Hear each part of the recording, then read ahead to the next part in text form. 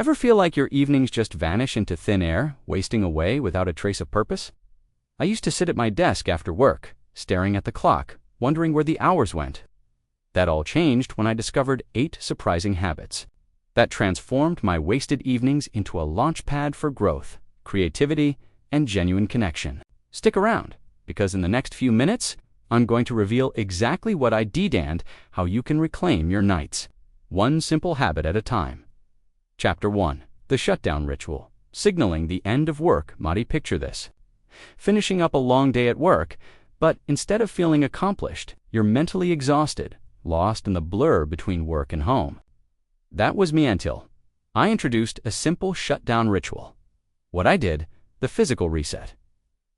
As soon as I close my laptop, I stand up, take 3 deep breaths, and literally push away any work paraphernalia.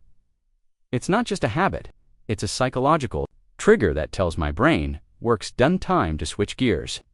The mindset shift. I repeat a short phrase like, I'm done for today, to reinforce the transition. This tiny ritual might seem insignificant, but it creates an immediate mental boundary. The immediate change. I physically move to a different space in my home, sometimes even to another room. That separation is key. Curious how such a simple act could have such a massive impact. Trust me, this shutdown ritual laid the foundation for everything that followed.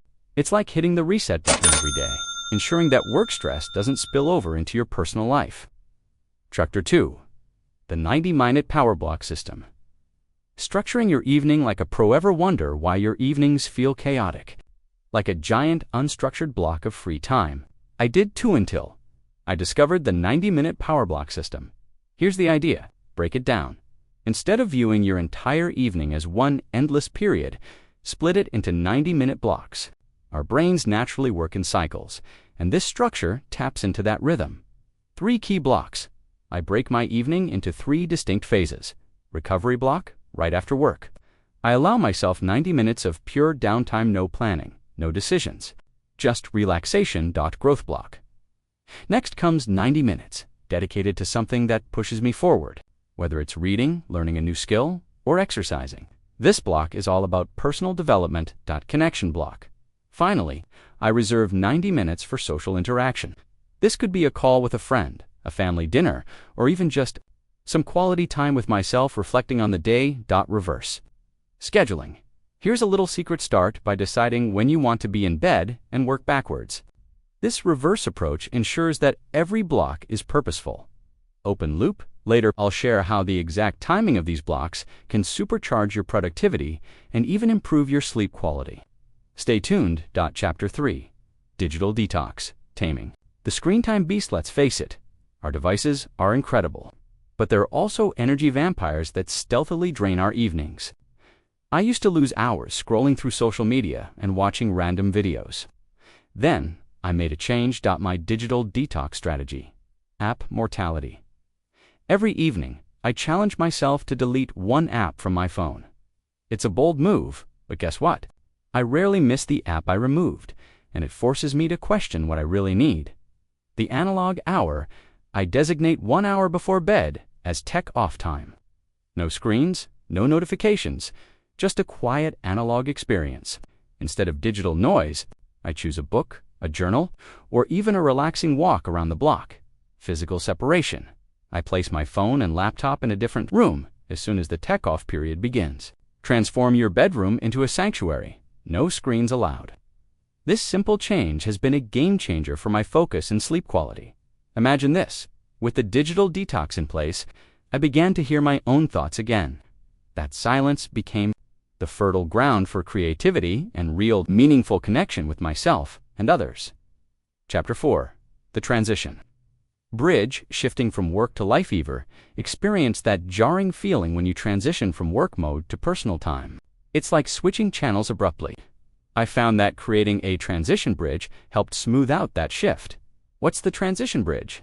A 15-minute ritual immediately after work.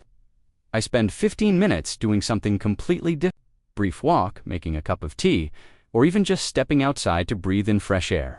This is my buffer zone between the stress of work and the promise of personal time. Setting the mood. During this bridge, I deliberately change my environment. I might dim the lights, play soft music, or simply open a window to let in natural light. The goal is to signal to my brain that it's time to unwind. Micro-reflections. In these 15 minutes, I also do a quick mental check-in. I ask myself, what did I accomplish today? What can I let go of? This helps clear any lingering work stress. Hint, this transition bridge isn't just about relaxing, the launching pad for all the healthy habits that follow. When you've created that clear boundary, everything else flows naturally. Chapter 5. Micro-habits. The tiny actions that build big changes. Know what you're thinking. Changing habits sounds overwhelming. But here's the truth. It's the micro-habits that add up to monumental shifts over time. My micro-habits for evening success. The 2-minute reset. Every time I switch activities, I take just 2 minutes to reset. I clear my desk, stretch, adjust the lighting, whatever it takes to create a fresh start. This tiny habit primes my brain for the next task, hydration and movement. Before diving into any evening activity, I drink a full glass of water and do a quick set of stretches. This isn't a full-blown workout, it's just a way to wake up my body and mind. Gratitude moments. I take 2 minutes to jot down one thing I'm grateful for. It might seem small, but this habit shifts my focus from what went wrong to what went right.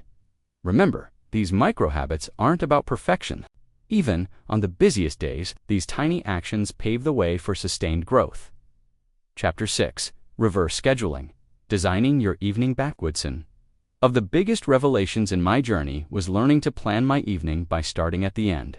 Reverse scheduling isn't about micromanaging every minute. It's about designing your evening around your desired outcome. How I do it? Asterisk.